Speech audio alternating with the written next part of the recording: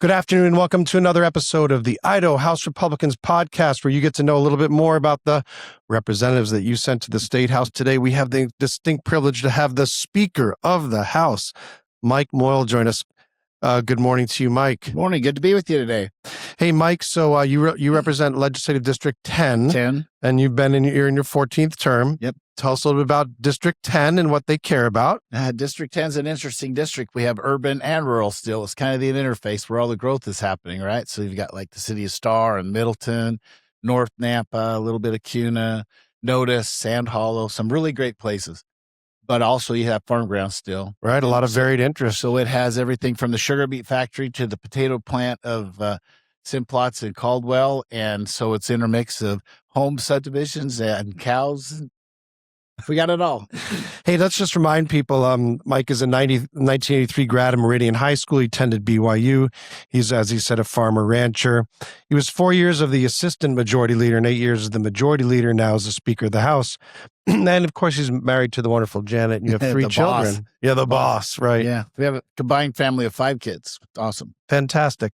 Hey, Mike, remind people, what is the Speaker of the House? What is that special role? Special. Yeah, right. That's the right word. Speaker of the House is kind of it's the leader. It's the head of the House of Representatives. Mm-hmm. The Speaker runs the floor. He determines everybody's committees. He determines who the chairmans are. He can move or do whatever he wants with chairmanship and with the makeup of committees. He refers the bills. He basically runs the House. And it's not just me, on the floor, I coordinate with the majority leader, but it's a blessing. And I'm very humbled to be the Speaker because with it comes a lot of power. And I've always tried to be careful not to abuse that. Amen. And you're the only one in the leadership that's actually elected by the entire body. That's correct. Everybody on leadership on both the minority and the majority are elected by their caucuses. Mm-hmm. The Speaker is elected by the whole. So there's a vote on the floor for the Speaker. And the Speaker obviously can, the body, the caucus elects the leadership, but you also have the privilege of appointing chairmanships, yep. Right? The Speaker appoints the chairman, and he appoints the committee members. Like I said a minute ago, all chairmen and all members of those committees serve at the pleasure of the Speaker. So he can remove them or change them whatever he wants. Very careful not to do that. This year at the start of the session, you saw an interesting thing where we had 3 chairmen that moved, changed up, right? You had a couple of our friends, one retired, one moved on. Went to the Trump administration. Yeah, Trump administration, 2 of them, and one of them, retired because of some health issues. And so we had 3 chairmen, and we had an election for another member of leadership because one of them is leadership. And so those chairmanship, then I filled those. And if you saw this year, every committee had changes on it in the whole House, all of them, because of the changes with the chairman. But the Speaker can do that at any time he wants to, if he wants to, but I'm always cognizant or careful not to do that. I try to keep the committees balanced and keep good folks in each one. We have some amazing chairman and vice chairman now in leadership, and the House is running smooth. We got good people in good places. We do. And by the way, if I could brag on you a little bit, Mike, Mike Moyle has been at the center since the passion that you had since you've gotten into office is that you wanted to bring tax cuts and tax relief, put more money in the pockets of Idahoans. Over the last 5 years, $6 billion have been returned to your pockets, and that's really been a passion of yours. And we have one of the least tax burdens in the United States, and we've had the most tax relief over the last 5 years per capita than any other state in the country. So it's the only reason I ran for the legislature. Yeah, we thank you for that work. You're welcome. In that. And so we're going to spend a little time on a recent event, and tax cuts come in a bunch of different forms. Yes, and one of them is that we avoid paying tax. And there was an interesting development in Utah, a little bit of drama over the last couple of months. Yeah, we had a little Utah problem. There was a bill being introduced in the Utah State House that essentially they wanted to cut their own fuel taxes, and then they were going to basically pass on some incremental costs onto Idaho in terms of their the way they process their fuel. So talk about how that started and how you got involved to kind of stop that effort. Yeah, the Speaker of the House, Schultz in Utah, came up with a clever way to charge a tax on fuel at the refineries, Right. but only for fuel that was exported. Well, that's a problem for Idaho because we get 75 or 80% of our fuel through a couple of pipelines that come from Salt Lake into southern Utah. And they have deadheads at Pocatello, Burley, and Boise. And from Boise, one line goes all the way up to Umatilla. They were built in the 30s. They're old. But that's where the majority of our fuel comes from here. So what Utah Speaker proposed to do was to tax that fuel that was leaving the state at the refinery. There's also another note. There's another line that goes down to Vegas. And that's been an issue because if you've watched California, they keep shutting down their refineries, which has caused a demand for fuel going that way too. So he was going to tax it at the refinery only for the exported fuel. Well, I just let him know, we're going to sue you. You know, the Dormant Commerce Clause, the Import-Export Clause, we're going to come after you. So if you do it, we're going to sue you. So we kind of got in a tough. So in the middle of it all, in this tough, Idaho lives in a desert. And in Idaho, we are short of water. And if you've looked at the mountains right now, it's pretty scary. Right. We are in trouble. You know, I know that there's a prayer and fast coming up this March weekend 1, for, right? Yeah, for water. There was one a couple of weeks ago. We picked up 3/4 of an inch right after that. That was a blessing. So anyways, Idaho has a compact with Utah, Wyoming, and Idaho, and that's over the water that comes out of the Bear River. And the Bear River starts in Utah, goes through Utah, Wyoming, into Idaho, back around, then drops down into Utah, into the Salt Lake. In the Salt Lake, right? And in that Bear River, one of the things that happens is that about 60% of the water going into the Great Salt Lake comes from the Bear River. Now, Salt Lake has a problem, and this is why they're all fired up, is that the Salt Lake is drying up. Right. And so they're concerned about the Salt Lake drying up. Mm-hmm. Well, I feel sorry for Salt Lake and that drying up, but there's a compact between Idaho, Wyoming, and Utah, and the first 125,000 acre foot of water that comes down the Bear River is Idaho's. Okay. And that's per an agreement passed by the U.S. Congress. It's a compact. It's our water. Right now, we're only utilizing about maybe 17,000 acres. Okay. 17, and we've got about 108,000 acres. That's a lot of water that's available. And quite frankly, you could run it to the north down the Portneuf and store it in the American Falls. So when Salt Lake and when our friends in Utah decided they were going to try to raise our fuel, I said, that's fine, you do that. But in the meantime, I'm going to sue you, the state of Idaho. We're going to sue you. And we're going to take our water because we need our water. right. Well, the water set them on. So they wanted to quick and make a deal on the water. They still want to make a deal on the water. In fact, they were in the news last week. In fact, they announced a deal that didn't happen. There was no deal. They showed the governor signing a memorandum of understanding between you and no them. deal. We signed nothing. In fact, it was interesting last week. The Governor Little's been awesome in this. He stuck with us, right? We both said no. We've had some friends in this building that would kind of like to cut a deal, but we both said no. We're not going to do it. And he actually issued a press release. Governor issued press release says it's our water. We're not doing it. And see, Utah was trying to combine the water and the fuel tax, and I just used the fuel as a reason to take our water, because it's ours anyways, but they're trying to put them back together. They're not. They're separate. It's our water. It's their fuel. Our water's worth more than their fuel. We'll sue them if they screw up. Move on. Right. So they cut a deal, and what they did in Utah legislature cut a deal. And what they did in Utah is they said, we're going to just incentivize more production at the refineries, incentivize more pipelines. That's all good stuff. They should have done that anyways. And in the meantime, they put out a press release saying we cut a deal. We didn't cut a deal. It was interesting. The governor was with President Trump last week, and he was talking about Governor Cox coming around trying to get him to sign a letter. Right. We have an agreement. Or didn't sign it. We're not making any deals with our water. It's our water, and the water will continue. We're going to have to keep this fight going on. There's some things that are going to happen, and you'll see them happen in a couple of weeks. You'll see me introduce some stuff and do some things probably in a week and a half to help encourage that water and using that water and moving it to the north where we can utilize it better. So there's still a lot of balls in play, but we're going to do the best we can to get our water and keep it here in Idaho. We have an issue you saw the last few years in the Eastern Snake Plain where we're short of water. Right. This water could help supplement that.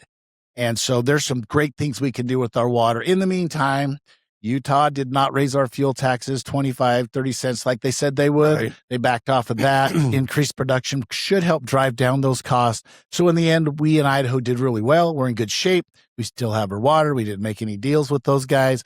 They're going to incentivize production, which should drive down the cost. Everybody wins. Right, because I heard they've basically pivoted now in that bill that was going to be an incremental tax is now like, how do we produce more efficiently? Yeah, what they learned is they were going to try to tax it at the refinery only on exported fuel. We could sue them and win on that. So then they went to, as I understand it anyways, they went to just all the fuel being taxed at the refinery and lowering their fuel tax. Well, that doesn't get what they need, right? Because they have the 9th highest fuel tax in the nation. They're trying to lower that. Right. But it was just a shift. We're not going to tax you at the pump. We're going to tax you at the refinery. The Utah fuel prices wouldn't have really fluctuated that much because they were still taxing it just at a different place. I think the point that we're all trying to make is that, tax cuts come in a lot of forms, and reducing or eliminating or combating a potential tax increase to the state is essentially a tax cut. Hundreds of millions. Right. Hundreds of millions of dollars that we would have borne in incremental gas taxes, and we just thank you for being on the front line of that. Yeah, we would have been paying for Utah's roads. It was a bunch of garbage, and it was a tax relief Friday. Exactly right, because if we had not stopped that, just think about another 25 cents increase when you go to the fuel pump, 25 to 30 cents. And that would have been detrimental to Idaho's economy right now.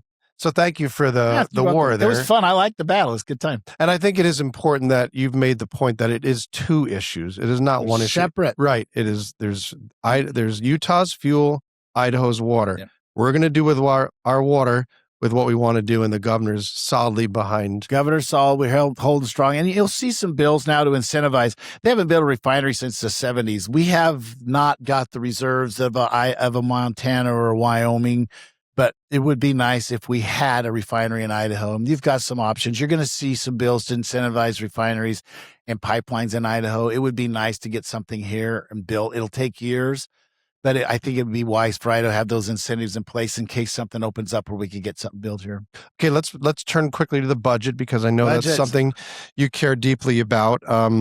What I was struck by is we just talk about the revenue number, right? Now, the governor has a revenue number, and then the legislature comes up with a revenue number. So you came up with your revenue number, and then the Joint Finance Appropriations Committee has been getting together.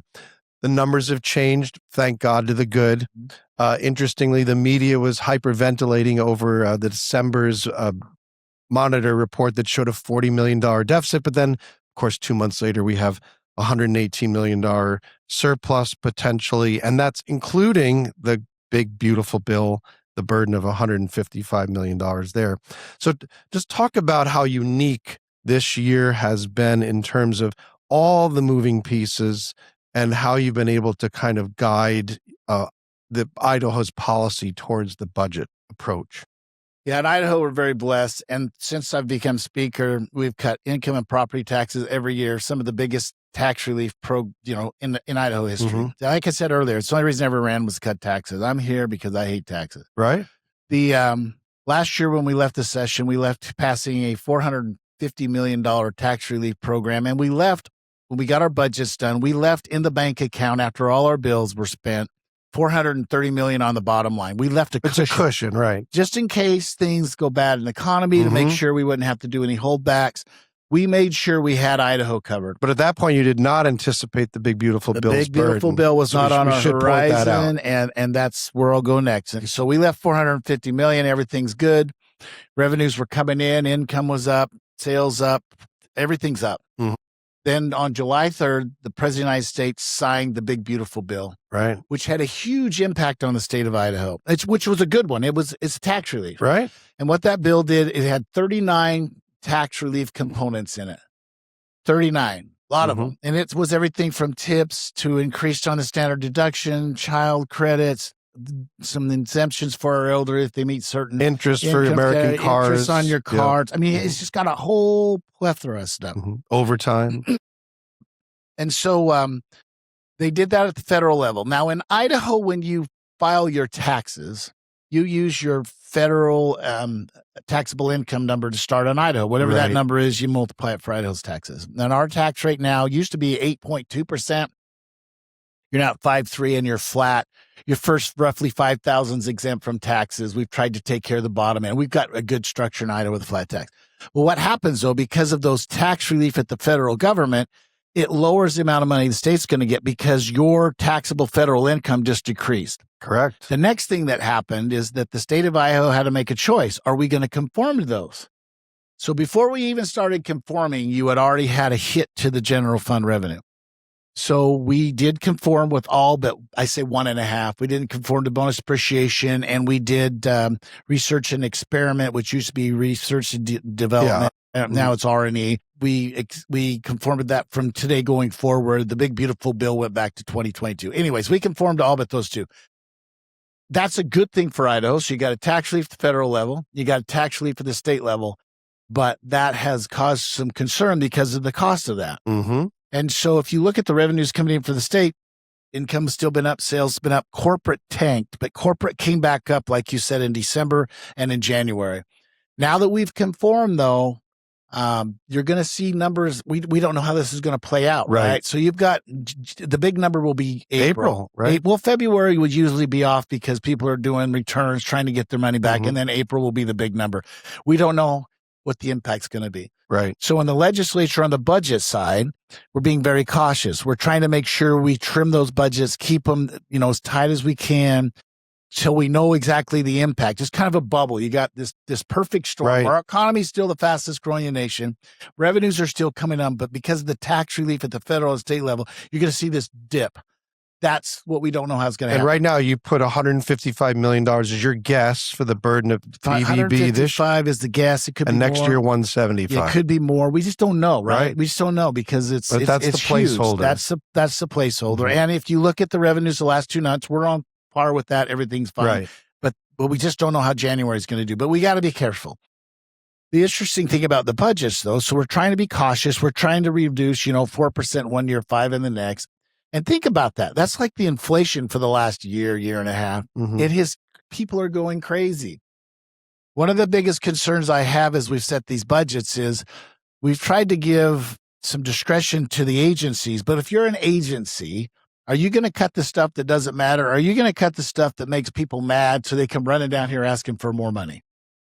And you're seeing that. I call it blackmail by agencies, right? Now, some of them aren't playing that game, but some of them are literally going out and saying, we're going to have to cut this program when they probably could have cut another program, but they're trying to find the ones that make people mad. Think about your own budget, though. This inflation, this Biden inflation we've been dealing with for several years, which is getting better now. Inflation, I think the last quarter was at 2.2%. So it's come way down. We're all dealing with that in our homes. If you're in agriculture in the state of Idaho, commodity prices other than cattle are in the tank. Those guys are going to be cutting 30-40% of their budget. We're just asking government to trim 5%. Right. And it has turned into this just people going crazy. We need to live within our means. Right. We don't know what's going to happen with these tax relief and everything else. We thought we were okay because we left the buffer. Turns out because of the big, beautiful bill, we're not. So going forward, we've got to be very cautious. And that's what's going on now with the budgets. We're trying to be cautious, and there's this debate. And we'll go back and forth. We'll figure out a path, but it's going to be uncomfortable for a while. And Speaker Moyle, let's remind people, last year the governor signed the Idaho Act, which cut all the budgets by 3%, except for education. So that base was 3%. So when you say 4%, it's the 3%, and you're adding an additional 1% in 2026, and 2% in to get to 5. Right. So we'd already established like a kind of that the base was going to be -3 or a 3% cut. Yeah, and that happened in September. It's harder to make cuts in 26 now that you're all the way over halfway through the year. Right. But which has made it difficult. And because we've kept education harmless, not cutting out of K through 12, we've kept ISP. And that's 60% of the budget roughly. Right. It's huge. ISP correction. So we tried to take those budgets that we really are concerned about, and because we want to keep Idaho safe and all that stuff with health and safety. The harder one, though, is going to be Medicaid. Medicaid, a few years ago when the voters passed the Medicaid expansion, it was supposed to be a $40 million cost. It was going to cut your property taxes. It was going to do all these wonderful things. Well, it didn't do any of them. Raise your taxes. It's 100 and whatever million cost now and growing. That's more than doubled. No, it's 100. It's more than tripled, quadrupled, maybe quadrupled now. Wow. Pushing quadrupled. It's tripled plus. Somehow we've got to get that under control. And if we don't, that will have an impact on the other budgets, education and everything else. Right. And so right now, there's a concern on how to get a hold of that. There's some things in the big, beautiful bill that will help. For example, the work requirement on Medicaid expansion. Remember, Medicaid expansion is for the working poor. But what happened is you've incentivized people not to go to work more than X number of hours because when you hit the income threshold, they don't want to work anymore because they lose Medicaid. Right. So you've incentivized less production out of our working force. The big, beautiful bill does require a work requirement, but it doesn't start until 2027. Okay. Hopefully that will have an impact on driving those costs down. We'll have to wait and see. But in the meantime, we're trying to do this balancing act to make sure we take care of those that really need to take care. We want to do that. And that's not our incentive, but there's finally finding a way to get through this little hiccup. There's been some debate about using the rainy day fund to kind of solve for X, but is it raining here in Idaho? You have the fastest growing economy. If you've watched the tax revenues up 100 million, 102 million, over 100 million in December, up again, 15 whatever million in January. Now with the big, beautiful bill and income tax, you're going to see that dive. We don't know where it's going to land, but no, if you remember back in 08 and 09 when we had the Great Recession, it was raining. Yes. You've got to be really careful with your reserve funds that you don't get below 20%. If you get below 20% in savings, what happens is our credit rating, which is right now a AAA, could be in jeopardy of going down, which drives up interest costs. So we got to be careful how we handle this. So on the front end, you're going to see us do our best to keep those budgets trimmed, keep everything in check. If there's a problem, we can step back and grab some of that. And who knows, we may do that this year. We may not. Mm-hmm. I don't know. I hope we can find a way to get through without doing that this year, because I think that when it is raining, we will all know it. And we're going to want those reserves in the bank to make sure we're covered. So 2 quick questions. Idaho likes to do its own tax cuts. And now the big, beautiful bill, obviously, the federal is helping Idahoans, obviously, by $155 million. I think it's the biggest tax cut in history, federal level, too, by the way. Yeah. So, but we like to do our own tax cuts, and I know you have a tax cut mentality, and Idaho likes to do its own tax cuts. So, how do you look at it longer term? That's obviously not something that's likely this year, but what's your goals longer term in terms of tax policy? Well, first off, we did do tax relief because we conformed in Idaho. Right. My long-term goal is we'll continue to nip away at property tax, but I really want to get rid of income tax. Right. You get rid of income tax, you get rid of a lot of a bureaucracy. You make it so much easier for Idahoans, and you get rid of a lot of the state employees that are, it just would save Idaho a ton, makes Idaho a better place to come and live. And an easier place to work. Can you imagine not have to file a state income tax every year, like happens, for example, in Florida? I would like to get that out of Idaho, and that's my goal. I was going to introduce a bill this year. I'll probably wait to put it on autopilot so we just step it down over time. Because of the concerns with budgets, I think people would take that wrong. Right. So I think we'll wait. Timing's wrong. If we get reelected, we'll do that next year or try to do it next year. But my ultimate goal is I want income tax to go away. I'm more of a consumption tax guy. I prefer sales tax because you can decide whether you buy a hamburger or the T-bone. You can make decisions. You buy the Cadillac or you buy the whatever. Right. Name your brand. Consumption. Yeah. Yep. Because you can make the decisions that adjust whether or not you pay more or less on the taxes. There you go. Income tax, I've always thought were unfair. That's why we exempt the first 5,000. That's why we're flat in Idaho now. Now my goal is to get rid of income. Okay, so we're entering our last month of the legislature. What are you most proud of in terms of what's already been passed through the House? There's a lot of stuff coming and going right now, right? The conformity is probably the one I'm the most proud of. Yeah. Now we need to get these budgets done, and there's a lot of good stuff coming. I think one of the concerns that I have and my constituents have is the issue with illegal immigration, the issue of making sure we cover the health needs of our friends and family on Medicaid, and most importantly, education. And we're touching all those bases, and we'll continue to touch those in the next month, 5-6 weeks we're here. Well, we've been super blessed to have the Speaker of the House of the great state of Idaho join us on the Idaho House Republicans podcast. His name is Mike Moyle. He serves Legislative District 10 in Seat A. This is his 14th term. He's hoping for a 15th term. Would love to come back. More tax cuts. We like that. Absolutely. I want income gone. I'm telling you. And we totally thank you for what you've been doing with the Utah situation, how you've really worked that out on behalf of Idaho and the taxpayers. You've avoided a tax increase, which we like. And we just thank you for joining us, Mike Moyle. And before we sign off, as we always say, God bless the great state of Idaho. And thank you once again, Speaker of the House, Mike Moyle. Thank you very much. Idaho's the best. Go, Idaho. Talk to you later. Sunrise on the Snake River Plain, red, white, and blue in the window pane. Work boots dusty from yesterday, but we're back at it the Idaho way. From timber